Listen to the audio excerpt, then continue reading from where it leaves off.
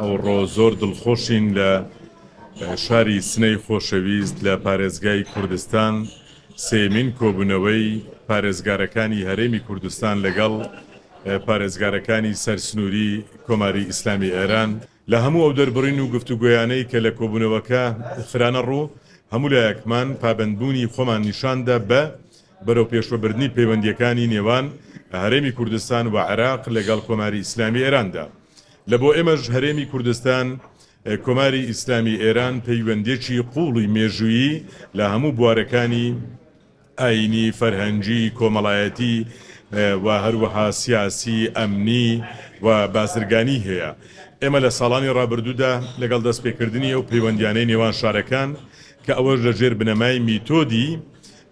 پەیوەندی شارەکان کاریگەری لەسەر پەیوەندی دەوڵەت و گەلەکان دەبێتن دەستمان بەو گفتوگویانە کرد لە نەتیجەدا هەردوو لامان تێدا سوودمەند بووین لەگەڵ ئەوەشدا ئێمە یەکێک لە بابەت و خواستەکانی گەرم کە ڕێکەوتنمان لەسەری کردووە لەگەڵ بەڕێز پارێزگاری ئازەربێجانی ڕۆژئاواکردنەوەی مەرزی کەلەشین سیدەکانە کە لە دیدارە تایبەتەکاندا گفتوگۆی زیاتری لەسەر دەکەین لەلایەن هەردوو لامانەوە حازری باش کرایە ئیشاڵڵا خوای گەورە پشتیوان دەبیتن گفتوگۆکانی کە ماون ئەنجام دەدرێن و بە سەرکەوتووی بەڕێوە دەچن.